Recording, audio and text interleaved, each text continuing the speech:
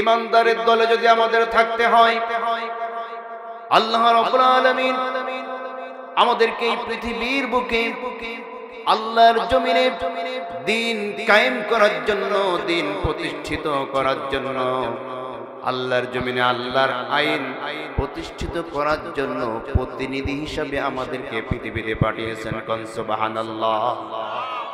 সেই প্রতিনিধি হয়ে আমরা এই পৃথিবীতে এসে যদি আল্লাহর জমিনে আল্লাহর দিন কায়েম করার প্রচেষ্টা না চালাই, আল্লাহর জমিনে আল্লাহর দিন কায়েমের আন্দোলনে যদি আমরা শরীক না হতে পারি, আপনি যতই নামাজ পড়েন, যতই রোজা রাখেন, যতই হজ করেন, যতই যাকাত দেন, যত ভালো কাজ আপনি করেন না কেন, যদি নিজেকে ইসলামের মধ্যে পূর্ণাঙ্গ রূপে দাখিল না করতে পারেন, তাহলে কিন্তু পরিপূর্ণ ঈমানদার আপনি আমি হতে পারবো না। কোন কথা বলেন? কথা কি বুঝতে পেরেছেন? এজন্য আমাদেরকে আল্লাহ যেই টার্গেট দিয়া পাঠিয়েছেন এই পৃথিবীতে, সেই টার্গেটটা বুঝতে হবে। আল্লাহ পাক রব্বুল আলামিন বলেন, ইন্নাদ-দীনা ইনদাল্লাহিল ইসলাম। আল্লাহর কাছে একমাত্র, কেবলমাত্র, শুধুমাত্র মনোনীত দিন, মনোনীত ধর্মের নাম হচ্ছে কি? আসতে বলবেন না কি? ইসলাম। ইসলাম ছাড়া অন্য কোন কিছু প্রতিষ্ঠিত করার কাজ যারা করবে, তারা এই সমাজে মুনাফিক হিসাবে চিহ্নিত হবে। কোন ব্যক্তি নিজের পরিচয় দিতে পারবে না আমি অমুক নেতার আদর্শের সৈনিক। দুনিয়ার কোন নেতাকে দিয়ে পরিচয় দিতে পারবে না যে আমি অমুক নেতার আদর্শের সৈনিক। কোন দলের পরিচয় কোন ব্যক্তি দিতে পারবে না, বলতে পারবে না আমি তমুক দলের আদর্শের সৈনিক। কথা বলছেন না কেন? এমন লোকজন অনেকে আছে বলে আমি অমুক নেতার আদর্শের সৈনিক, তমুক দলের আদর্শের সৈনিক। কিন্তু যদি মুসলমান হয়ে থাকেন, আপনার আমার নেতা হবে, আপনার আমার অনুসরণীয় যে নেতা হবে, তার নাম আল্লাহ পাক নিজে ঘোষণা করে দিয়েছেন। আল্লাহ বলেন, লাকাদ কানা লাকুম ফি রাসূলিল্লাহি উসওয়াতুন হাসানাহ লিমান কানা ইয়ারজুল্লাহা ওয়াল ইয়াউমাল আখির। জোরে বলুন আল্লাহু আকবার। লাকাদ কানা লাকুম ফি রাসূলিল্লাহি উসওয়াতুন হাসানাহ। তোমাদের জন্য আমি উত্তম আদর্শ হিসাবে, উত্তম আদর্শ হিসাবে, নেতা হিসাবে তোমাদের নবীকে আমি তোমাদের মাঝে প্রেরণ করে দিয়েছি।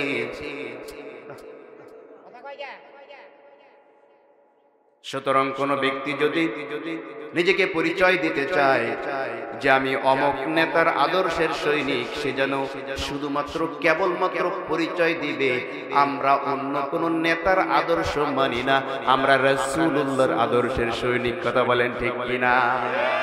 কোন মুসলমান বলতে পারেন আমরা অমুক নেতার আদর্শের সৈনিক, মুসলমানের একটাই পরিচয় আমরা রাসূলুল্লাহর সৈনিক। কথা বলেন ঠিক কিনা?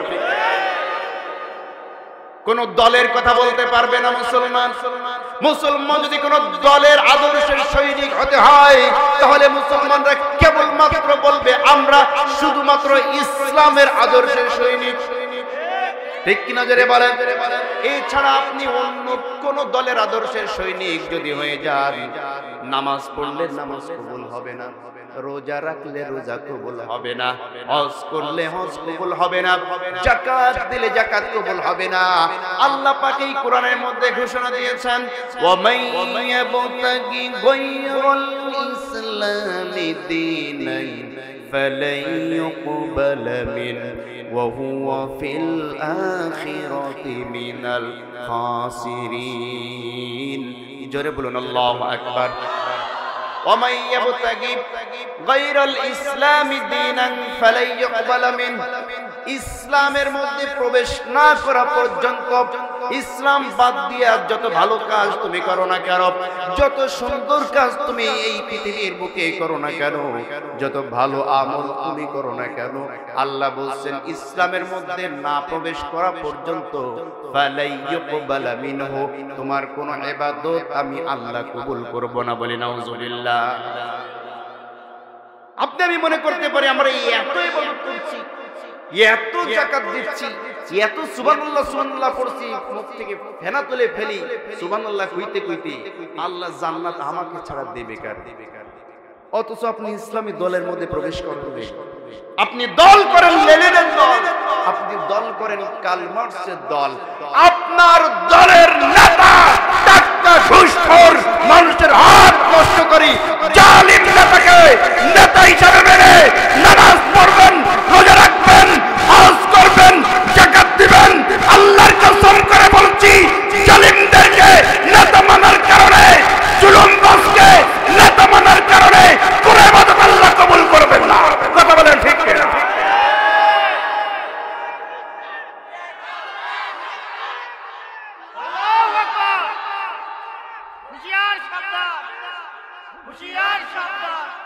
বলে আমিন। সম্মানিত ভাইরা আমার, খুব ভালো করে বুঝতে হবে, আন্দাজে খালি বললেই হবে না, ভালো ভালো কাজ করলে খুব ভালো করে বুঝবেন। সমাজে যদি ভালো কাজ করলে, মানুষের উপকার করলেই যদি জান্নাত পাওয়া যেত, তাহলে খ্রিস্টানরা কেউ জাহান্নামে যেত না। কথা বলছেন না কেন? কারণ আমাদের সমাজে খ্রিস্টান মিশনারি যারা আছে, খ্রিস্টান মিশনারি যারা আছে, এরা সমাজে মানুষকে ঘর বানিয়ে দেয়, মানুষকে রাস্তা বানিয়ে দেয়, মানুষকে অর্থ দেয় ব্যবসা করার জন্য, মানুষের পাশে এসে দাঁড়ায়, সমাজের জন্য কল্যাণমূলক কাজ তারা করে। তারা কি জান্নাতে যেতে পারবে? আসতে বলবেন না পারবে। কেন পারবে না? কারণ আল্লাহ পাক রব্বুল আলামিন বলেছেন, ওয়া মাইয়াবতাগি গায়রাল ইসলামি দীনান ফালাইয়ুকবালা মিনহু। যতক্ষণ পর্যন্ত ইসলামের মধ্যে আপনি প্রবেশ করতে না পারবেন, ততক্ষণ পর্যন্ত কোনো কিছুই আল্লাহ কবুল করবে না, কিচ্ছু কবুল করবে না। আল্লাহ নিজে বলেছেন, আল্লাহর কাছে একমাত্র, শুধুমাত্র, কেবলমাত্র মনোনীত জীবন ব্যবস্থা, মনোনীত দলের নাম হচ্ছে ইন্নাদ দীনা ইনদাল্লাহিল ইসলাম। একমাত্র, কেবলমাত্র, শুধুমাত্র মনোনীত দিন, তার নাম হচ্ছে ইসলাম। ঠিক কিনা জোরে বলেন? কিন্তু আমরা এমন দলের অনুসরণ করি, যেই দল যখন ক্ষমতায় আসে, এসে জনগণের হকগুলো নষ্ট করে, জনগণের টাকা, দেশের টাকা বিদেশে পাচার করে, জনগণের রাস্তার ইট গুলাকে খেয়ে ফেলে, জনগণের ঘরের চালের টিন গুলাকে খেয়ে ফেলে, জনগণের চাউলের কাঠ গুলাকে খেয়ে ফেলে, ব্রিজ খেয়ে ফেলে, কালভার্ট খেয়ে ফেলে। কথা বলছেন না কেন? এমন দলের অনুসারী আপনি হয়ে গিয়েছেন যেই দলের নেতার চরিত্র আবু জাহেলের চরিত্রের সাথে মিলে যায়। কথা বলছেন না কেন? আবু জাহেল মার্কা নেতা যেই দলের মধ্যে আছে, সেই নেতাকে আপনি অনুসরণ করবেন। নেতা কিয়ামতে যেইখানে থাকবে, আপনাকেও কিয়ামতে সেইখানে থাকতে হবে। এজন্য রাসূলুল্লাহ আদর্শের সৈনিক যারা, রাসূলুল্লাহ চরিত্রের অধিকারী যদি আপনার আমার নেতা হতে পারে, আমরা সেই নেতার আদর্শের সৈনিক হতে পারি। এবার আপনি মেলান যে আপনার নেতার চরিত্র কি রাসূলুল্লাহ চরিত্রের সাথে মেলে কিনা। আপনার নেতার চরিত্র কার সাথে মেলে? রাসূলুল্লাহর সাথে মেলে নাকি আবু জেহেলের সাথে মেলে? এটা মিলাইতে হবে। তার কারণ হচ্ছে আল্লাহ বলছেন, মান ইয়াশফা শাফাআতান হাসানাতান ইয়াকুল লাহু নাসীবুম মিনহা ওয়া মান ইয়াশফা শাফাআতান সাইয়্যাতান ইয়াকুল লাহু কিফলুম মিনহা। জোরে বলুন আল্লাহু আকবার। মান ইয়াশফা শাফাআতান হাসানা, যদি তুমি কোনো এমন দলের সাপোর্ট তুমি করে ফেলো, যেই দল সমাজের বুকে ভালো ভালো কাজ করে, জনকল্যাণমূলক কাজ করে, ভালো কাজ সমাজের বুকে বাস্তবায়ন করে ফেলে, ইয়াকুল্লাহু নাসিবুম মিনহা, তাহলে ওই দলকে সাপোর্ট করার জন্য তারা যে ভালো ভালো কাজগুলা করেছে, তার বিনিময়ে আল্লাহ তোমাকেও তার কিছু অংশ সব তোমাকে আল্লাহ দান করে দিবেন। কোন সুবহানাল্লাহ। পাশাপাশি যদি তুমি এমন কোন দলের সাপোর্ট করে ফেলো, যেই দলটি সমাজের বুকে মানুষের উপরে জুলুম করে, মানুষের উপরে নির্যাতন করে, মানুষের হক নষ্ট করে, মানুষের রাস্তা খেয়ে ফেলে, কালভার্ট খেয়ে ফেলে, জনগণের টাকাগুলা মেরে দেয়। তোমার সাপোর্ট পাওয়ার পরে কোন দল বা কোন নেতা যদি সমাজের বুকে নেতৃত্বের স্থানীয় এসে তারা মানুষের হক নষ্ট করে, ইয়াকুল্লাহু কিফলুম মিনহা, তাকে সাপোর্ট করার কারণে তার সমস্ত পাপের ভাগ কিছু অংশ তোমার আমলনামায় আল্লাহ দান করবেন, বলি নাউজুবিল্লাহ। এবার নিজেই চিন্তা করুন, কার সাপোর্ট করবেন, কার পিছনে দৌড়াবেন? ভালো মানুষের সাথে থাকবেন নাকি জালিম, দুর্নীতিবাজ, ঘুষখোর, মদখোর, জেনাখোরের পিছনে থাকবেন? চিন্তা করেন। কথা বুঝেন নেই? আমার ভাইরা, এই কথাগুলো যে বলছি, এই কথা কিন্তু এখানে সকলের মনে পছন্দ হচ্ছে না, ভালো লাগছে, ঠিক কিনা? অবশ্যই ঠিক। আপনার পাশেও এমন মানুষ আছে যার অন্তরের মধ্যেও খারাপ লাগছে। কথাটা এটা আমি বলি নাই, কথাটা বলেছেন কে? আসতে বলবেন না কে? আল্লাহ রাব্বুল আলামিন বলেন, হুয়াল্লাযী আরসালা রাসূলাহু বিল হুদা ওয়া দীনিল হক লিইয়ুযহিরাহু আলাদ-দীনি কুল্লিহি ওয়ালাউ কারিহাল মুশরিকুন। জোরে বলুন আল্লাহু আকবার। হুয়াল্লাযী আরসালা রাসূলাহু বিল হুদা, তোমাদের মাঝে তোমাদের নবীকে আমি পাঠিয়ে দিয়েছি বিল হুদা ওয়া দীনিল হক। পাঠানোর উদ্দেশ্য হচ্ছে তাকে দুইটা জিনিস সহকারে পাঠিয়েছি, একটা হচ্ছে হেদায়েতের কিতাব আল কোরআন দিয়া, আর একটা একনিষ্ঠ জীবন ব্যবস্থা দিয়া আমি আমার নবীকে পাঠিয়েছি। উদ্দেশ্য কি? লিইয়ুযহিরাহু আলাদ-দীনি কুল্লিহি, পৃথিবীর বুকে যত প্রকার ধর্ম আছে, যত প্রকার তন্ত্র আছে, যত প্রকার চেতনা আছে, যত প্রকার মতবাদ আছে, সমস্ত চেতনা, ধর্ম, মতবাদ, দল সবকিছুর চাইতে আলাদ-দীনি কুল্লিহি, ইসলামকে চিরবিজয়ী করার জন্য এই নবী পাঠানো হয়েছে। সুবহানাল্লাহ। এই কথা বলার পরে আল্লাহ বলছেন, সব কিছু থেকে আমার ইসলামকে প্রাধান্য দিতে হবে, সব দল থেকে ইসলামী দলকে প্রাধান্য দিতে হবে। এই কথা শোনার সঙ্গে সঙ্গে লাউকারিহাল মুশরিকুন, যাদের অন্তরে খারাপ লাগবে, যাদের অন্তরে ব্যথা লাগবে, বুঝবে তারা হচ্ছে মুশরিক। তারা কি? আহা, এইখানে কথাই শেষ হয়।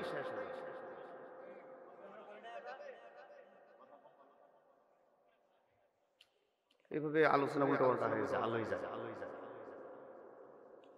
কথা কি বুঝতে পেরেছেন?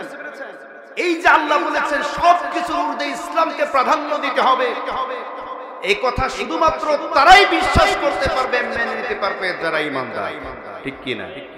আর যারা এই কথা শোনার পরে যাদের অন্তরের মধ্যে খারাপ লাগবে, যাদের অন্তরের মধ্যে তার নেতার মহব্বত বেড়ে যাবে, দলের মহব্বত বেড়ে যাবে, আল্লাহ বলছেন বুঝবে লাউকারিহাল মুশরিকুন, ওর অন্তরে খারাপ লেগেছে, ও আসলে ইসলাম মানে না, মুসলমান না, ও হচ্ছে মুশরিক, বলি নাউজুবিল্লাহ।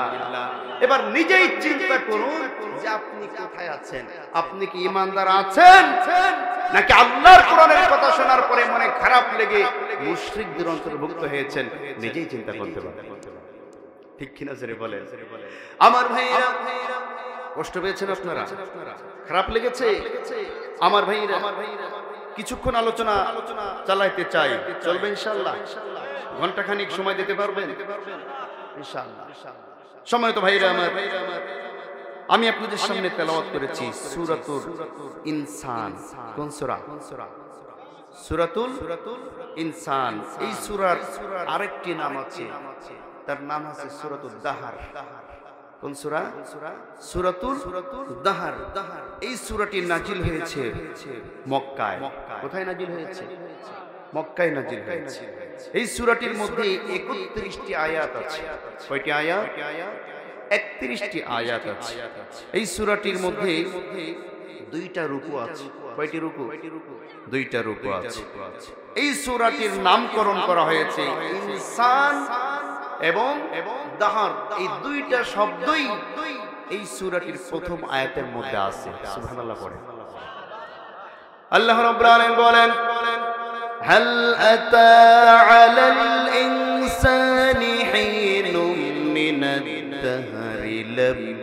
يكن شيئا مذكورا جورب الله أكبر هل أتى على الإنسان অমানুষ তুমি কি তোমার অস্তিত্ব ভুলে গিয়েছ তোমার নিজের কথা কি তুমি মনে রাখো নাই হাল আতা আলাল ইনসানি হিনুম মিনাদ দাহর মানুষ কি ভুলে গিয়েছে তার অস্তিত্ব এমন কোন অস্তিত্ব মানুষের ছিল না এমন কোন উল্লেখযোগ্য বস্তু মানুষ ছিল না মানুষ তো ছিল শুক্র কীট থেকে আমি মানুষকে এই পৃথিবীর বুকে পাঠিয়েছি তার কোনো নাম নিশানা এই পৃথিবীর বুকে ছিল না আল্লাহ পাক বলেন লাম ইয়াকুন শাইআম মাযকুরা মানুষকে যখন সৃষ্টি করেছিলাম তখন উল্লেখযোগ্য কোনো ব্যক্তির নাম তার ছিল না কোন সুবহানাল্লাহ মানুষ কি ভুলে গিয়েছো আমার সৃষ্টি নৈপুণ্য আমি কেমনি ভাবে তোমাকে সৃষ্টি করেছি তুমি কেমনে ভুলে গেলে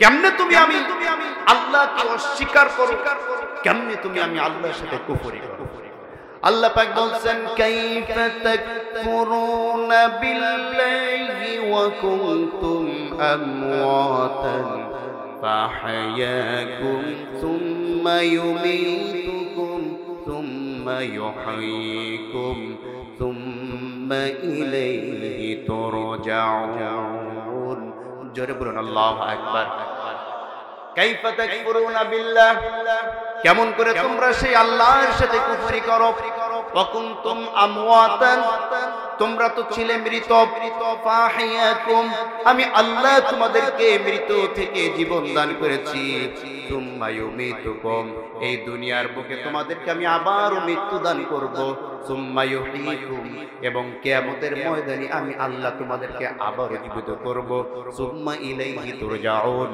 অতঃপর আমার সামনেই তোমাদের সকলকে দাঁড়াইতে হবে কোন ঠিক কিনা আল্লাহর সামনে আমাদের সকলকে দাঁড়াইতে হবে আল্লাহর সামনে দাঁড়াইতে হবে অবশ্যই দাঁড়াইতে হবে এটা বিশ্বাস করেন বিশ্বাস হয় কারা কারা বিশ্বাস করেন হাত উঁচু করেন আল্লাহ পাক বলেন যারা নাকি আমি আল্লাহর সামনে দাঁড়ানোকে বিশ্বাস করে তাদের কাজ কি হবে আল্লাহ বলেন ফামান কানা ইয়ারজু লিকা রাব্বিহি فليعمل عملا صالحا ولا يشرك بعبادة ربه أحدا جوري بولن الله أكبر فمن كان يرجو لقاء ربه যদি কোনো ব্যক্তি একথা বিশ্বাস করে যে আল্লাহর সামনে তাকে দাঁড়াইতে হবে আল্লাহর সঙ্গে তার সাক্ষাৎ হয়ে যাবে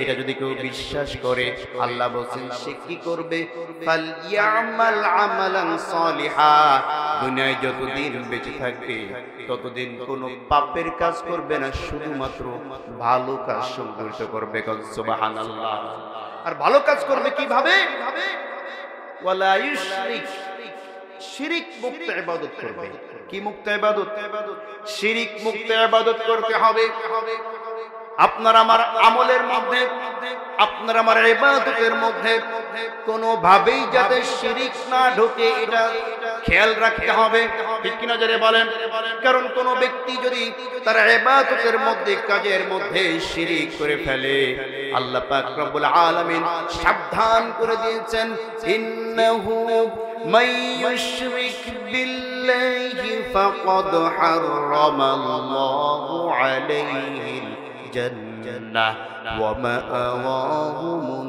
নার ওয়া মা লিয-যালিমিন মিন আনসার জোরে বলুন আল্লাহু আকবার ইন্নাহু মান ইউশরিক বিল্লাহ নিশ্চয়ই যারা নাকি আল্লাহর সাথে কোনোভাবে শিরক স্থাপন করবে ফাকাদ হারামাল্লাহু আলাইহিল জান্নাহ আল্লাহ বলেন সে ব্যক্তির জন্য জান্নাত হারাম হয়ে যায় ওয়া মাওয়াহুন নার এবং জাহান্নাম তার জন্য ওয়াজিব হয়ে যায় ওয়া মা লিয-যালিমিন মিন আনসার কিয়ামতের ময়দানে ওই ব্যক্তির জন্য কোনো সাহায্যকারী পাওয়া যাবে না বলে নাউজুবিল্লাহ কোনো সাহায্যকারী সে ব্যক্তি পাবে না আপনি 50 বছর যাবত ইবাদত করছেন 50 বছর ইবাদতের মধ্যে একদিন মাত্র শিরিক করবেন, শিরিক হওয়ার সঙ্গে সঙ্গে আল্লাহ বলছেন তাহবাতা আমালুকুম, সাথে সাথে সমস্ত ইবাদত আল্লাহ পণ্ড করে দিবেন বলে নাউজুবিল্লাহ। এজন্য শিরিক খুবই মারাত্মক একটি অপরাধ। যত প্রকার অপরাধ আছে এই পৃথিবীর বুকে সবচেয়ে বড় অপরাধ হচ্ছে শিরকু বিল্লাহ। সবচেয়ে বড় অপরাধ কি? আশিরকু বিল্লাহ, আল্লাহর সাথে যদি শিরিক হয়, এর চাইতে বড় অপরাধ এই পৃথিবীতে আর কিছু নাই। এবার শিরিকটা কি এটা আমাদেরকে জানতে হবে, ঠিক কি নজরে বলেন। শিরিক কাকে বলে? শিরিক শব্দের অর্থ হচ্ছে পার্টনার নিয়োগ দেওয়া। পার্টনার বুঝেন? পার্টনার, দুইজন একসাথে ব্যবসা করে, এটাকে আপনাদের কি বলে? পার্টনার বলে, ঠিক কি না? তাহলে যারা নাকি আল্লাহর কাজের সাথে অন্য কাউকে শিরিক করে, আল্লাহ যেটা দিতে পারে অন্য কেউ সেটা দিতে পারে, এটা যারা বিশ্বাস করে তারা শিরিক করে। কথা বলছেন না কেন? আচ্ছা বলেন তো, চাকরি দেওয়ার মালিককে, সন্তান দেওয়ার মালিককে, সুস্থ করার মালিককে। এবার কোন ব্যক্তি যদি আল্লাহকে বাদ দিয়া কোন মরা বা জিন্দা মানুষের কাছে চাকরি চায়, সন্তান চায়, সুস্থতা চায়, এ ব্যক্তি কি মুশরিক নাকি মুমিন? আসতে বলবেন না? অবশ্যই সে মুশরিক হয়ে যাবে। তার কারণে একমাত্র আল্লাহ ছাড়া অন্য কারো কাছে সন্তান চাওয়া যাবে না। যাবে নাকি? একমাত্র আল্লাহ ছাড়া অন্য কারো কাছে চাকরির উন্নতি চাওয়া যাবে না। একমাত্র আল্লাহ ছাড়া অন্য কারো কাছে ব্যবসার উন্নতি চাওয়া যাবে না। যা কিছু আমরা চাবো কেবলমাত্র কার কাছে চাইবো?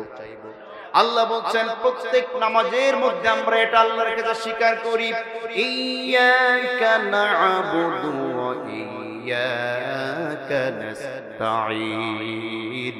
জোরে বলুন আল্লাহু আকবার।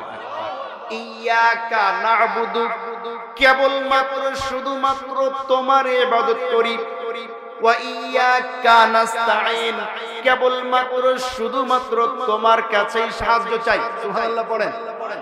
আমরা নামাজের মধ্যে আল্লাহর কাছে বলছি আল্লাহ কেবলমাত্র তোমার ইবাদত করি আর কেবলমাত্র তোমার কাছে সাহায্য চাই।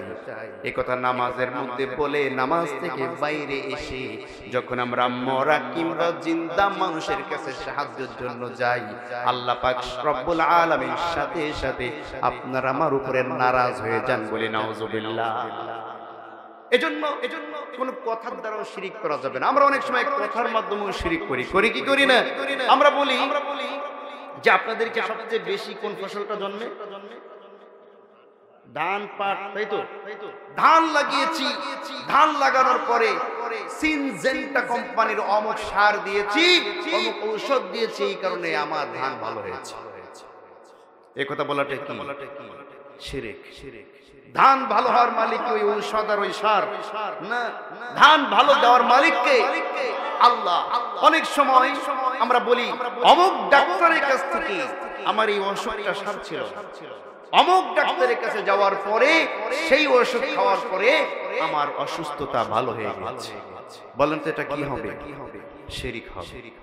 আমার ভাইয়েরা, আপনি গাড়িতে চলছেন, হঠাৎ অ্যাক্সিডেন্ট থেকে আপনি বেঁচে গেলেন, মুখ থেকে বলে ফেললেন ড্রাইভারটা অনেক দক্ষ ছিল, ড্রাইভারটা ভালো ছিল, এই কারণে আমি আজকে অ্যাক্সিডেন্ট হাত থেকে বেঁচে গেলাম। এটা কি?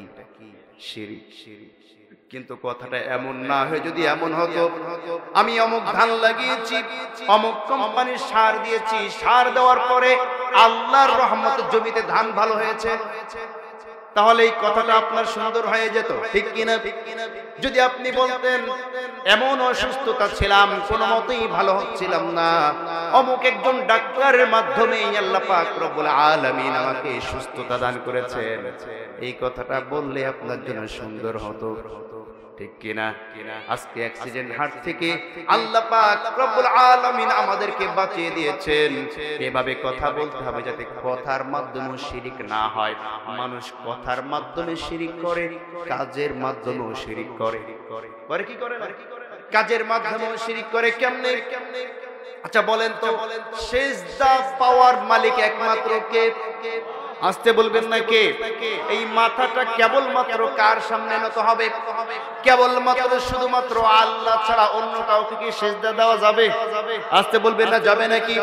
কিন্তু কোন ব্যক্তি যদি আল্লাহকে বাদ দিয়া অন্য কাউকে সিজদা দেয়, সেটা তাজিমি সিজদা হোক আর এমনি সিজদা হোক, কোন প্রকার সিজদা কাউকে দেওয়া যাবে না।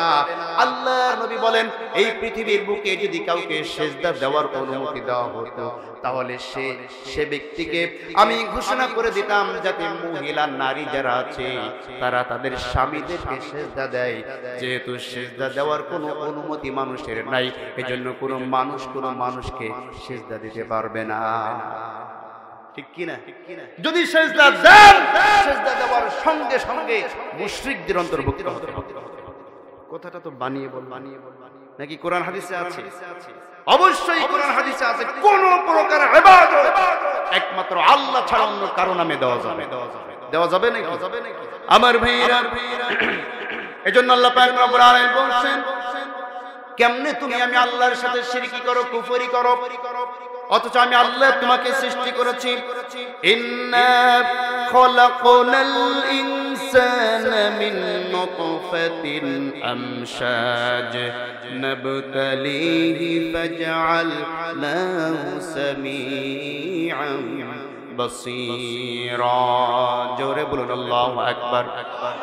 ইন্না খলাকনাল ইনসান, আমি মানুষকে সৃষ্টি করেছি মিন নুতফাতিন আমশাজ, শুক্র, শুক্রাণু এবং মহিলাদের ওভান, স্বামী এবং স্ত্রীর দুইজনের বীর্যের সংমিশ্রণে আমি মানুষকে সৃষ্টি করেছি।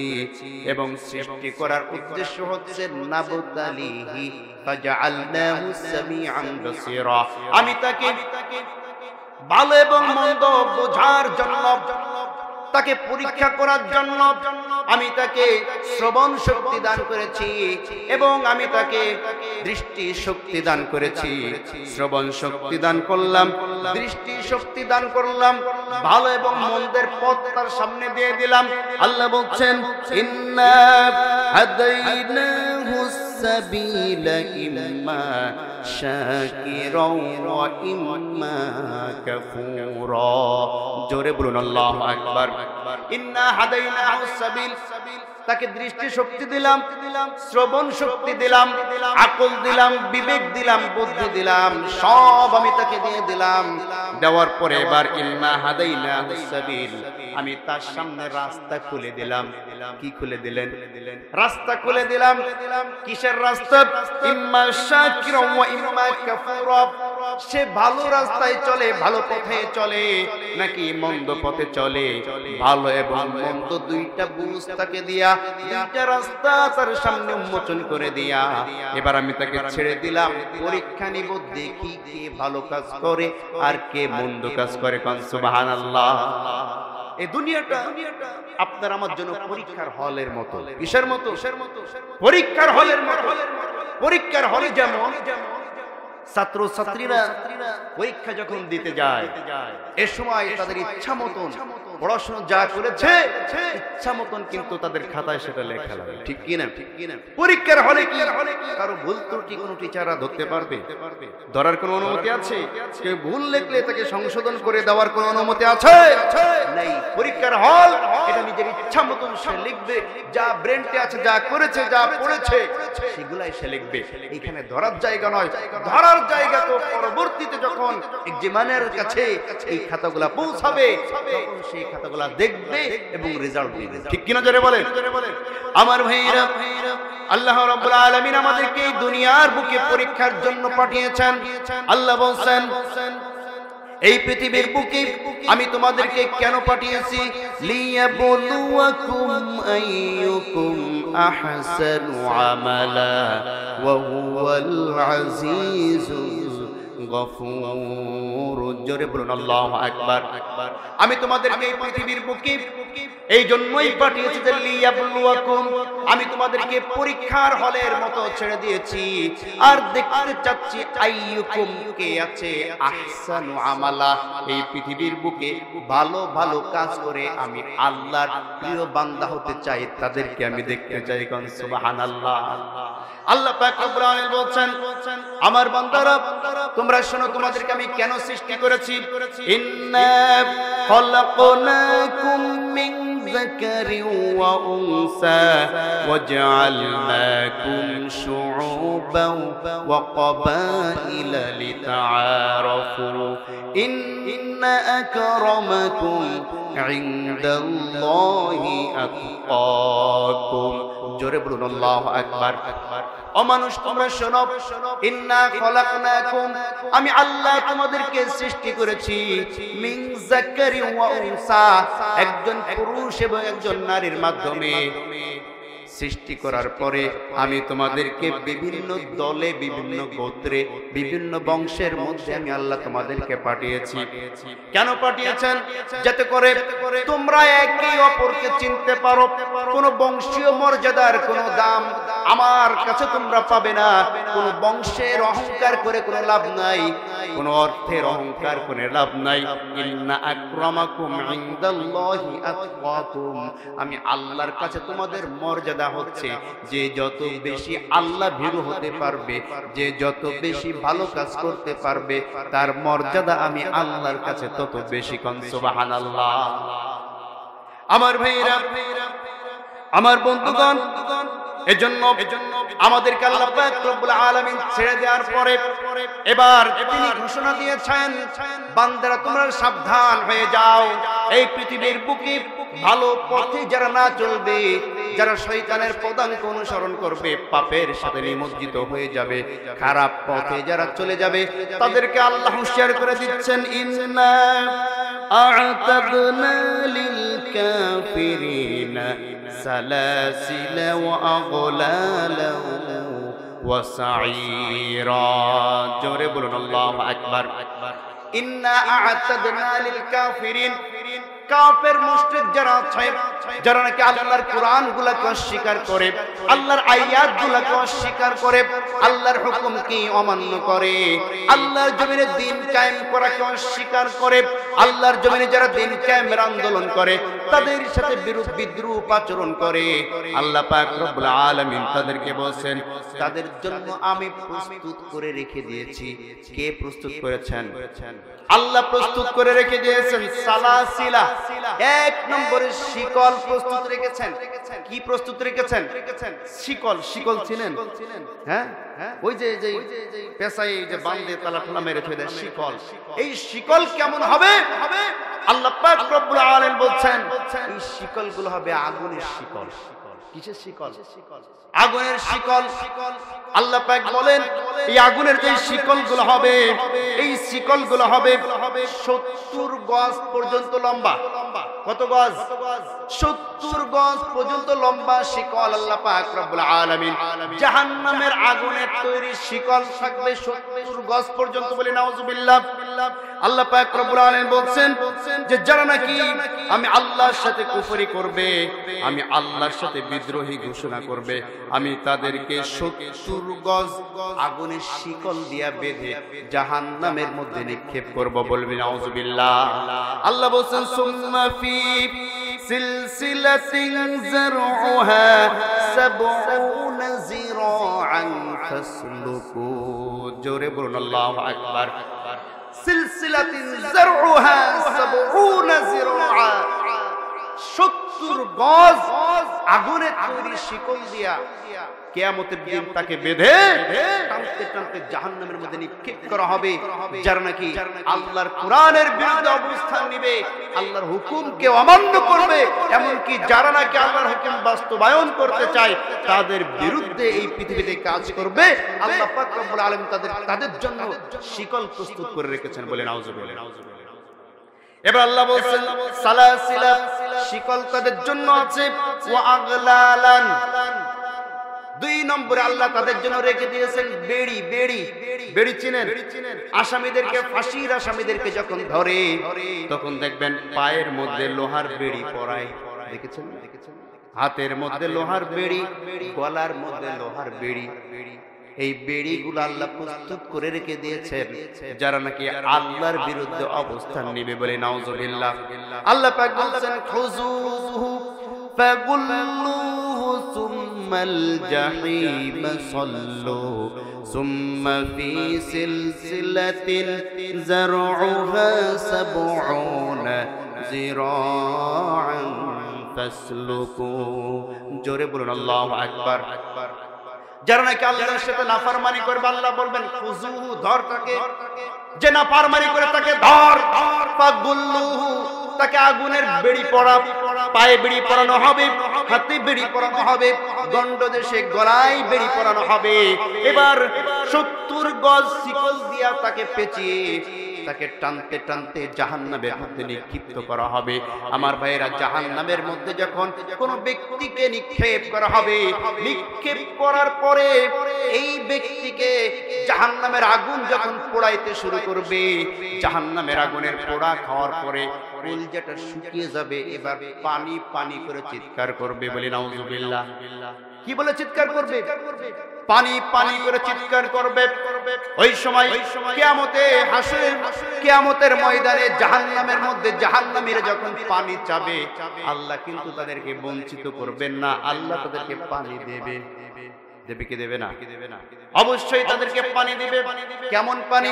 আল্লাহ বলছেন হামিমান ফাকাত্তাআ আমআআহুম, এমন গরম পানি তাদেরকে পান করানো হবে যেই পানি ফাকাত্তাআ আমআআহুম, এই পানির গ্লাস মুখের কাছে নেওয়ার সঙ্গে সঙ্গে মুখের চোয়াল থেকে গোশত ছিঁড়ে গোশত গলে যেই দিক দিয়া পানি ঢুকবে, ওই দিক দিয়া গলতে গলতে পায়খানার রাস্তা দিয়ে সব বাহির হয়ে যাবে, বলে নাউজুবিল্লাহ। আমার ভাইয়েরা, আমার বন্ধুগণ, এবার এইভাবে শাস্তি পাওয়ার পরে তারা পরবর্তীতে আবার তাদেরকে আবার পূর্বের ন্যায় আবার ভালো করে দেওয়া হবে। এই চল আবার ভালো হয়ে যাবে। ভালো হয়ে যাওয়ার পরে আবার তারা আবারও যখন শাস্তি শুরু হয়ে যাবে, এবার তারা আবার যখন পানি চাইবে, পানি চাওয়ার পরে আল্লাহ পাক রব্বুল আলামিন আবারও পানি পাঠাবেন। এবার আর তারা পান করতে চাবে না। এবার যখন তারা এই পানি পান করতে চাইবে না, আল্লাহ পাক তখন ফেরেশতাদেরকে বলবে যে তারা যখন পানি চেয়েছে, পানি না খেলে তাদের মাথায় পানি ঢালো। নাউজুবিল্লাহ পড়েন। আল্লাহ বলছেন সুম্মা সুব্বু ফাওকা রাসিহি মিন আযাবিন হামীম। জোরে বলুন আল্লাহু আকবার। আমরা যখন এই আয়াতটি পড়েছিলাম, হাদিসের মধ্যে যখন এই তাফসীরটা পেয়েছি যে মাথার উপর দিয়া পানি ঢালা হবে, পায়খানার রাস্তা দিয়া নাড়ি বুড়ি বাহির হবে, এই সময় ব্রেনতে কিছু ঢুকতো না। কয় কি? মাথায় পানি ঢাললে তো চামড়া পুড়ে এই দিক দিয়ে পানিগুলা গড়ায় পড়বে, ঠিক কিনা? এটা তো বুদ্ধিতে বিবেকে তো এটাই বলে। কথা বলছেন না কেন? যদি কারো মাথায় পানি ঢালা হয় তাহলে পানি তো মাথার চারিপাশ দিয়ে গড়িয়ে এই শরীর দিয়ে গড়াইয়া নিচে পড়ে যাবে, হয়তোবা যেগুলা দিয়ে যাবে চামড়াগুলা খুশে খুশে পড়বে, এমন হতে পারে।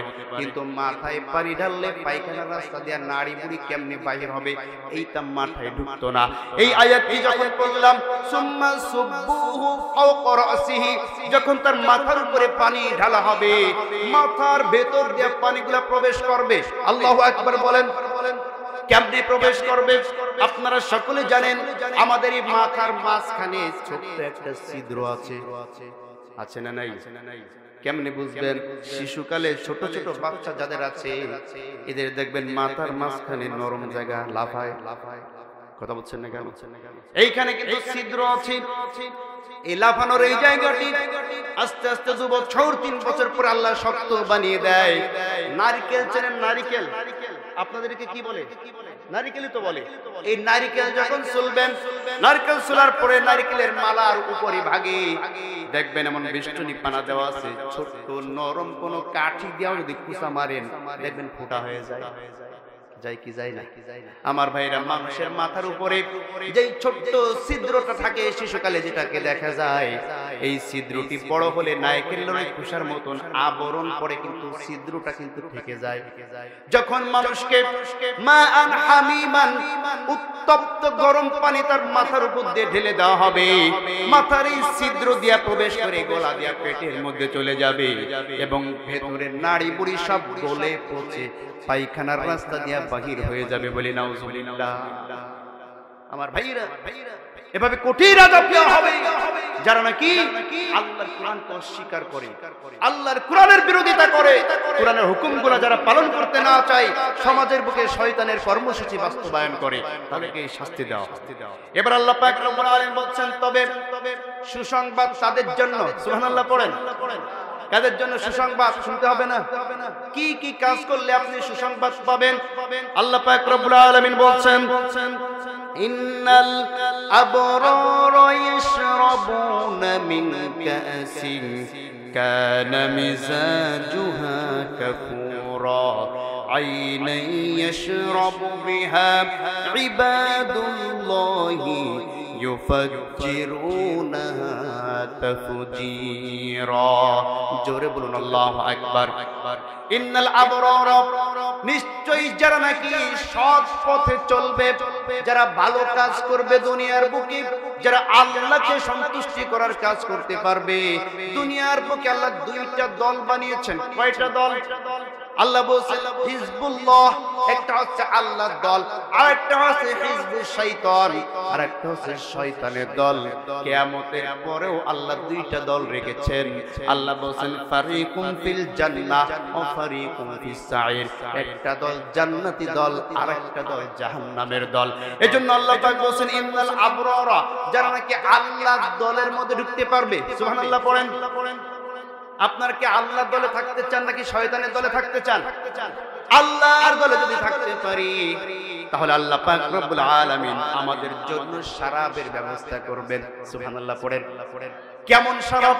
আল্লাহ পাক বলেন যে জান্নাতের মধ্যে যারা প্রবেশ করবে তাদের জন্য আমি এমন সুন্দর শরাবের ব্যবস্থা করব, খিতামুহু মিসকুন ওয়া ফি যালিকা ফালইয়াতানাফাসিল মুতানাফিসুন। জোরে বলুন আল্লাহু আকবার। খিতামুহু মিসক, তাদের জন্য এমন সুন্দর শরাবের ব্যবস্থা করা হবে যেই শরাবগুলো তাকে অসুস্থ করবে না, তার ব্রেন গুলাকে লস করে দিবে না। দুনিয়ার বুকে যে মদগুলা মানুষ পান করে, বলেন তো এই মদ পান করলে শরীরে উপকার হয় না ক্ষতি হয়? আমার কথা কি আপনারা বুঝতেছেন?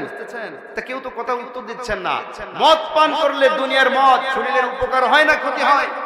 ক্ষতি হয়। ব্রেন কি সুস্থ থাকে নাকি অসুস্থ হয়ে পড়ে? অসুস্থ হয়ে পড়ে। কিন্তু আল্লাহ পাক কিয়ামতের ময়দানে যেই মিস্ক, অর্থাৎ সুন্দর করে কাগজে মোড়ানো সিল মোহর মারা যেই মিস্কের মতো সুন্দর শরাবের ব্যবস্থা করবেন।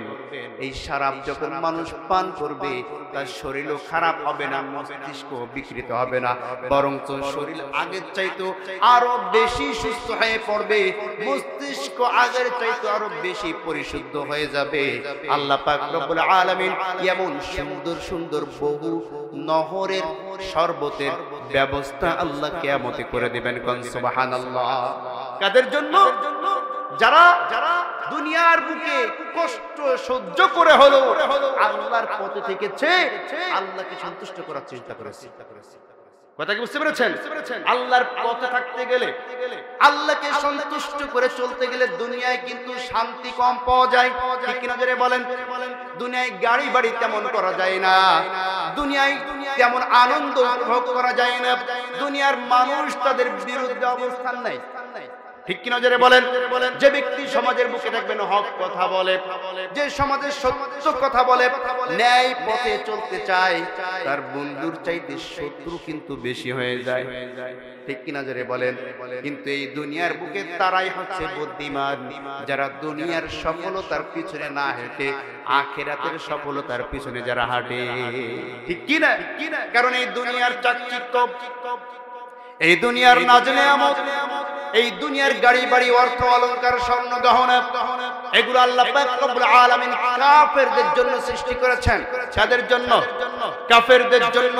আল্লাহ কোরআনে বলছেন যুইনা লিল্লাযিনা কাফারুল হায়াতুদ দুনিয়া ওয়া ইয়াসখারুনা মিনাল্লাযিনা আমানু ওয়াল্লাযিনা اتقوا فوقهم يوم القيامة। জোরে বলুন আল্লাহু আকবার। زين للذين كفروا الحياة الدنيا দুনিয়ার যেই নাজ নিয়ামত তোমরা দেখতে পাচ্ছ, দুনিয়ার গাড়ি বাড়ি, দুনিয়ার অন্ত সম্পদ, দুনিয়ার স্বর্ণ অলংকার যাহা কিছু আছে, আল্লাযিনা কাফারুল হায়াতুদ দুনিয়া, এই দুনিয়ার বুকে আল্লাহ সব কিছু কাফেরদের জন্য উন্মুক্ত করে দিয়েছে। আর ওয়াসখারুনা মিনাল্লাযিনা আমানু, যারা নাকি ঈমানদার, যারা আল্লাহকে ভালোবাসে, আল্লাহকে মহব্বত করে চলবে, তাদের জন্য এই দুনিয়াটা জেলখানার মতো মনে হবে। কিসের মতো মনে হবে? এই দুনিয়াটা তাদের জন্য, ঈমানদারদের জন্য মনে হবে জেলখানা। আর কাফেরদের জন্য এই দুনিয়াটা মনে হবে জান্নাত। তারা এই দুনিয়াটাকে সাজানোর কাজে ব্যস্ত থাকবে, আর ঈমানদার দুনিয়ায় বসে আখিরাত সাজানোর জন্য ব্যস্ত থাকবে। কোন সুবহানাল্লাহ। যারা নাকি কাফের, তারা কি করবে? শুধু দুনিয়া সাজানোর কাজে ব্যস্ত। এইখানে সুন্দর একটা বাড়ি দরকার, এইখানে একটা গাড়ি দরকার, ওইখানে 5 তলা বিল্ডিং দরকার, এইখানে ব্যবসা আরো বাড়ানোর দরকার। শুধু দুনিয়াকে সাজানোর কাজে ব্যস্ত থাকবে। আর যারা নাকি ঈমানদার হবে, এরা দুনিয়ার বুকে থেকে আল্লাহর ইবাদত করে, আল্লাহর সন্তুষ্টি হাসিল করে আখিরাত সাজানোর কাজে ব্যস্ত থাকবে। সুবহানাল্লাহ। আমার ভাইয়েরা, আমার বন্ধুগণ, এজন্য আল্লাহ পাক রব্বুল আলামিন বলেন, সবখানে আমি দুইটা দল রেখেছি। দুনিয়ায় একটা আল্লাহর দল, দুনিয়ায় একটা শয়তানের দল, আখিরাতে একটা জান্নাতি দল আর একটা জাহান্নামী দল। যারা নাকি জান্নাতি দলে থাকতে পারবে, তাদের জন্য আমি সুন্দর সুন্দর নহর রেখে দিয়েছি। পানির নহর, মধুর নহর, শরাবের নহর, দুধের নহর। কোন সুবহানাল্লাহ। আল্লাহ পাক বলেন, মাসালুল জান্নাতুল্লাতী উইদাল মুত্তাকুন ফিহা আনহারুম মিন মাইন গায়রি আসিন ওয়া আনহারুম মিন লাবানিন লাম ইয়াতাগায়্যার তা'আমুহু ওয়া আনহারুম মিন খামরিল লাযযাতিল লিশ-শারিবিন। জোরে বলুন আল্লাহু আকবার। মাসালুল জান্নাতুল্লাতী উইদাল মুত্তাকুন, জান্নাতের মধ্যে যারা প্রবেশ করবে, তাদের জন্য আল্লাহ পাক রব্বুল আলামিন সুন্দর সুন্দর ঝর্ণা, নহর সমূহ রেখে দিয়েছেন।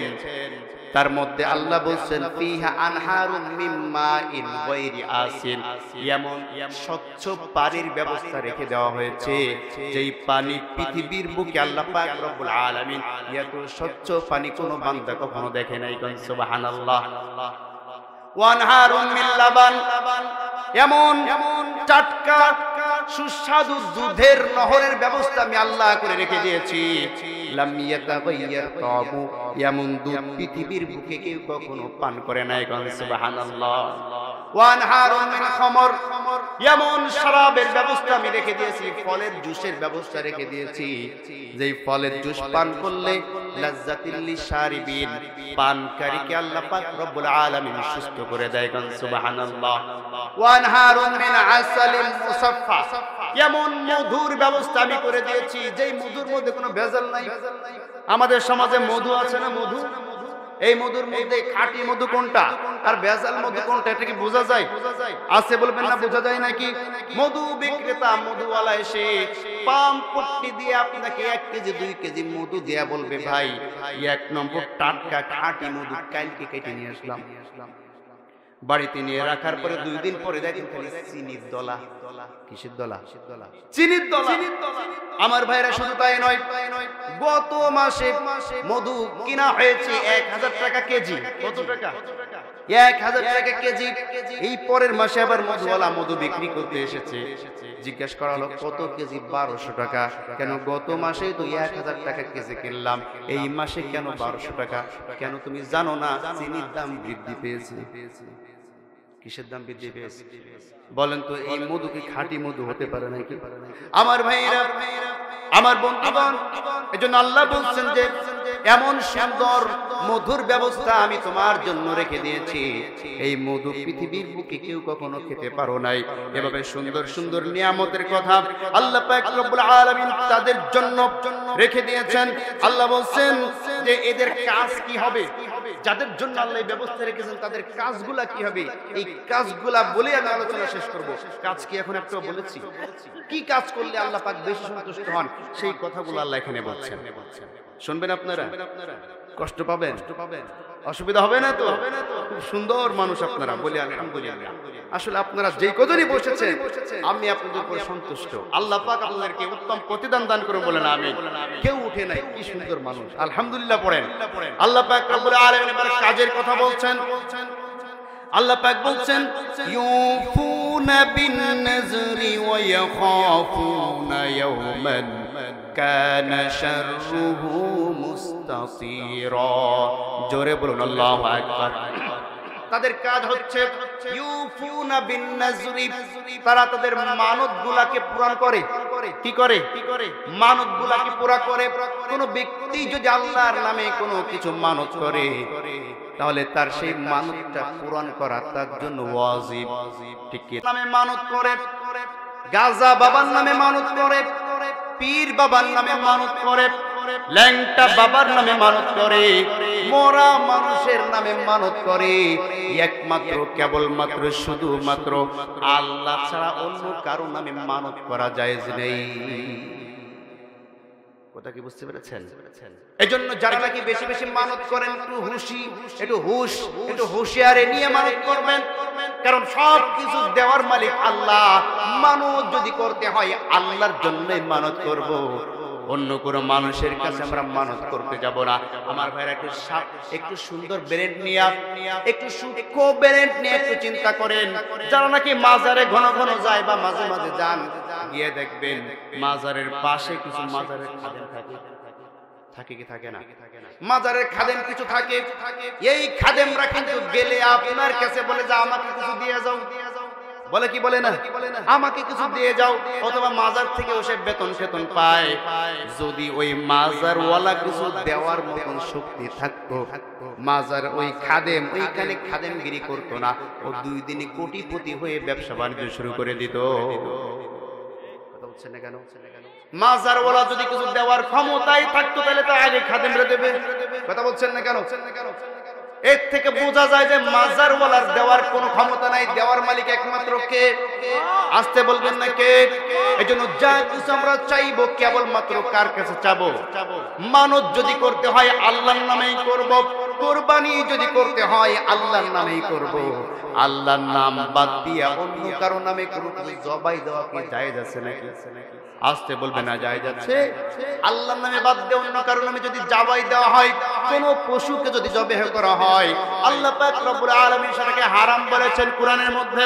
আল্লাহ বলেন হুররিমাত আলাইকুমুল মাইতাতু ওয়াদ-দামু ওয়া লাহমুল খিনজির ওয়া মা উহিল্লা বিহি লিগাইরিল্লাহ।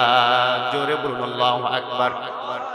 আমি তোমাদের জন্য হারাম করে দিয়েছি আলাইকুম আল মাইতাতু ওয়াদ-দাম, মৃত জন্তু এবং রক্ত, মাইতাতু ওয়াদ-দাম ওয়া লাহমুল খিনজির, আর শূকরের মাংস তোমাদের জন্য আমি হারাম করে দিয়েছি।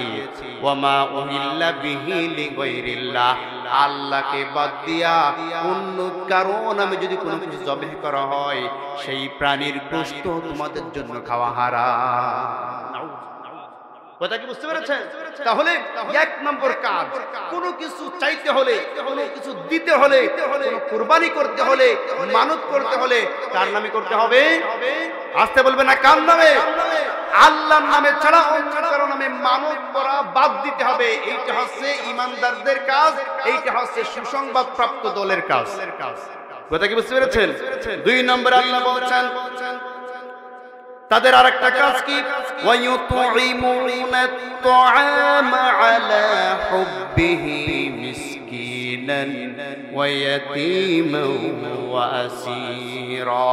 জোরে বলুন আল্লাহু আকবার। ওয়ায়ুতঈমুনাত তাআম, সুসংবাদ প্রাপ্ত দলের আরেকটি কাজ হচ্ছে তারা মানুষদেরকে খাবার খাওয়ায়। সুবহানাল্লাহ পড়েন।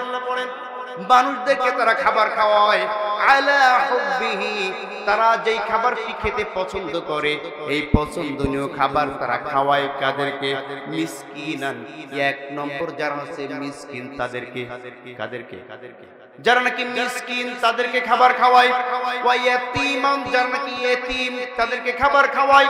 ওয়া আসীরা, যারা নাকি বঞ্চিত অভাবী। আমার ভাইরা, যদি আপনি সমাজে কোনো খাওয়া দাওয়ার আয়োজন করেন, খাওয়া দাওয়ার অনুষ্ঠান করেন, তাহলে এই তিন শ্রেণীকে আগে দাওয়াত দিতে হবে। কথা বলছেন না কেন? কিন্তু আমাদের সমাজে সবচাইতে দাওয়াতের মধ্যে এই তিন শ্রেণী বেশি অবহেলিত। ঠিক কি নজরে বলেন? বিবাহ শাদী বলেন, এরপরে অন্যান্য খাওয়ার যে অনুষ্ঠানগুলা বলেন, এই অনুষ্ঠানগুলাতে সমস্ত বড় লোকগুলা দাওয়াত পায়, সমাজের পয়সাওয়ালা ধনী ব্যক্তিগণ দাওয়াত পায়, এতিমরা দাওয়াত পায় না, মিসকিনরা দাওয়াত পায় না, আর যারা অভাবী বঞ্চিত তাদেরকেও ঠিক মতন দাওয়াত দেওয়া হয় না। কথা বলছেন না কেন? কিন্তু এই দাওয়াত পাওয়ার হক হচ্ছে যারা গরিব, যারা মিসকিন, যারা এতিম তাদের। ঠিক কি নজরে বলেন? যারা নাকি আল্লাহর প্রিয় বান্দা হতে চায় তাদের কাজ হচ্ছে তারা দাওয়াত যখন মানুষকে খাওয়াবে এই তিন শ্রেণীর মানুষদেরকে দাওয়াত খাওয়াবে। এক নম্বর হচ্ছে মিসকিনান, যারা নাকি মিসকিন কিছুই নাই। দুই নম্বর ইয়াতীমান, যারা নাকি সমাজের বুকে ইয়েতিম। আর তিন নম্বর ওয়াসিরা, যারা সমাজ থেকে বঞ্চিত। বঞ্চিতর আরেকটা তাফসীরের মধ্যে লেখা হয় যারা ভিন দেশ থেকে মুসাফির হিসেবে এসেছে তাদেরকে দিতে হবে। কোন সুবহানাল্লাহ।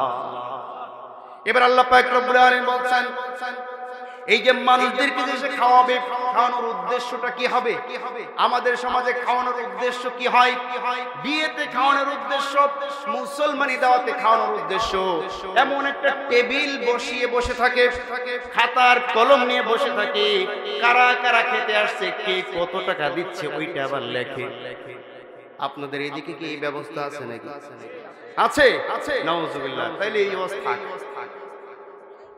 করলে তো আপনাদের বিরুদ্ধে চলে যাবে, অসুবিধা আছে? আমার ভাইরা খুব ভালো করে বুঝবেন, বিবাহ শাদীতে টেবিল বসিয়ে উপহার উঠানো, টাকা উঠানো সম্পূর্ণরূপে নাজায়েজ এবং হারাম। কথা বলছেন না কেন? আমাদের সমাজে যে প্রচলনটা আছে এটা হিন্দুদের সমাজের প্রচলন জিনিস, হিন্দুদের পরিচালিত জিনিস আমাদের সমাজের মধ্যে তারা ঢুকিয়ে দিয়েছে। বিবাহ শাদীতে খাওয়ানোর উদ্দেশ্য করে উপহার নেওয়া, টাকা নেওয়া, হোটেল খোলার ব্যবসার মতো। কিসের মতো? হোটেলের ব্যবসা খোলার মতন আরেকটা ব্যবসা। হোটেলে যেমন খাওয়ার পরে বিল দেওয়া লাগে, কয় টাকা খেয়েছো বিল দিয়ে যাও, ঠিক তেমনি ভাবে আপনি খেয়েছেন, এবার আসেন বিল দিয়ে যান, কয় টাকা? 1000 টাকা লিখে দাও। আছে না নাই? কিন্তু আল্লাহ পাক রব্বুল আলামিন বলছেন, আপনি যখন দাওয়াতি মেহমানদারির ব্যবস্থা করবেন, খাওয়ানোর ব্যবস্থা করবেন, উদ্দেশ্যটা কি হবে? আল্লাহ বলছেন, ইন্নামা নুতঈমুকুম লিওয়াজহিল্লাহ লা নুরিদু মিনকুম জাযাআন ওয়ালা শুকুরা। জোরে বলুন আল্লাহু আকবার। তবে আল্লাহ বলছেন, ইন্নামা নুতঈমুকুম, যদি তোমরা মানুষদেরকে খাওয়াইতে চাও, যদি তোমরা মানুষদেরকে মেহমানদারি করাইতে চাও, তাহলে মেহমানদারির উদ্দেশ্য থাকবে লিওয়াজহিল্লাহ, আল্লাহকে সন্তুষ্ট করা। কাকে সন্তুষ্ট করা? আল্লাহকে যখন আপনি সন্তুষ্ট করার উদ্দেশ্যে মানুষদেরকে খাওয়াবেন, তখন শুধু বেছে বেছে বড় লোকদেরকেই দাওয়াত দিবেন না, তার মধ্যে গরিব ইতিম মিসকিনদেরকেও দাওয়াত দিতে হবে। কথা বলছেন না কেন? আমার ভাইরা, আমার বন্ধুগণ, আল্লাহ বলছেন, যদি তোমরা মানুষদেরকে খাওয়াইতে চাও, ইন্নামা নুতঈমুকুম, তাহলে লিওয়াজহিল্লাহ, একমাত্র কাকে সন্তুষ্ট করার জন্য খাওয়াবে? আল্লাহকে সন্তুষ্ট করার জন্য খাওয়াবে। আর আল্লাহ ভেঙে দিয়েছেন, লা নুরিদু মিনকুম জাযাআন, উপহার পাওয়ার উদ্দেশ্যে খাওয়াবে না। লা নুরিদু মিনকুম, নুরিদু শব্দের অর্থ হচ্ছে ইচ্ছা পোষণ করা, ইরাদা করা, পরিকল্পনা করা। জাযাআন মানে হচ্ছে উপহার পাওয়া। ঠিক আছে না? লা নুরিদু মিনকুম জাযাআন, যদি তোমরা খাওয়াইতে চাও, লা নুরিদু মিনকুম জাযাআন, কোন উপহার উঠানোর উদ্দেশ্যে খাওয়াবে না। আর ওয়ালা শুকুরা, এই উদ্দেশ্যও খাওয়াবে না যে মানুষ বলবে যে অমুক তার বাবার মৃত্যুবার্ষিকীতে কত খাইয়েছে, অমুক তার মেয়ের বিয়েতে এত এত খাওয়াইয়েছে। মানুষের কাছ থেকে প্রশংসা পাওয়ার আশায়ও খাওয়ানো যাবে না, ঠিক কিনা জোরে বলেন? মানুষ আপনাকে প্রশংসা করবে, মানুষের কাছ থেকে উপহার নেবেন, এই দুইটা উদ্দেশ্যে খাওয়ানো যাবে না। খাওয়াইতে হবে মানুষকে, মেহমানদারি করাইতে হবে লিওয়াজহিল্লাহ, আল্লাহকে সন্তুষ্টি করার জন্য মেহমানদারি করতে হবে, ঠিক কিনা জোরে বলেন? আমার ভাইরা, তবে বলতে পারেন যে বিবাহ শাদীতে বিভিন্ন অনুষ্ঠানে কোনো কিছু নেওয়া যাবে কিনা? অবশ্যই নেওয়া যাবে, যদি আপনার চাওয়ার ইচ্ছা না থাকে, নেওয়ার ইচ্ছা না থাকে। আত্মীয় স্বজন যদি নিজের ইচ্ছায় কোনো কিছু দেয় তাইলে নিতে পারবেন, কিন্তু উদ্দেশ্য যদি হয় উপহার নেওয়া, তাইলে কিন্তু আপনার এই উদ্দেশ্যটা খারাপ হয়ে যাবে, ঠিক কিনা জোরে বলে? তাহলে ভালো মানুষ যারা হবে, যে আল্লাহ সন্তুষ্টি প্রাপ্ত দলের অন্তর্ভুক্ত যারা হবে, তারা কয়েকটা কাজ করবে। এক নম্বর, যা করবে সবকিছু আল্লাহ পাক রব্বুল আলামিনের জন্য করবে, মান্নত করবে আল্লাহর জন্য, দান করবে আল্লাহর জন্য, মানুষকে মেহমানদারি করবে তাও কার জন্য? আল্লাহর জন্য। আল্লাহ ছাড়া কোনো কারোর জন্য তারা কোনো কাজ করবে না। এটা হচ্ছে আল্লাহ পাক রব্বুল আলামিনের পক্ষ থেকে নিয়ামত প্রাপ্ত দল যারা হবে তারা। আমি আপনাদেরকে আর বেশি কষ্ট দেব না। সম্মানিত ভাইরা আমার, এতক্ষণ পর্যন্ত আমি আপনাদের সামনে আলোচনা করেছি সূরাতুদ দাহর আর সূরাতুল ইনসান থেকে। কথা কি বুঝতে পেরেছেন? সারা রাত হোক কিন্তু ফজরের নামাজ দরকার নেই। সম্মানিত ভাইরা আমার, আলোচনা কম হোক, আমল যাতে বেশি হয়, ঠিক কিনা? আমাদের নামাজ, আমাদের কুরবানি, আমাদের বেঁচে থাকা, আমাদের মরে যাওয়া, আমাদের মাহফিল শোনা, আমাদের সব কিছু হবে কার জন্য? আসতে বলবেন না কার জন্য? ইন্না সলাতি ওয়া নুসুকি ওয়া মাহইয়ায়া ওয়া মামাতি লিল্লাহি রাব্বিল আলামিন। জোরে বলুন আল্লাহু আকবার। নিশ্চয় আমার নামাজ, আমার কুরবানি, আমার বেঁচে থাকা, আমার মরে যাওয়া, আমার সব কিছু হবে কেবলমাত্র শুধুমাত্র আল্লাহ পাক রব্বুল আলামিনের জন্য। সুতরাং আমরা যা করি না কেন সব কিছু আমরা আল্লাহ পাক রব্বুল আলামিনের জন্য করব বলে আমি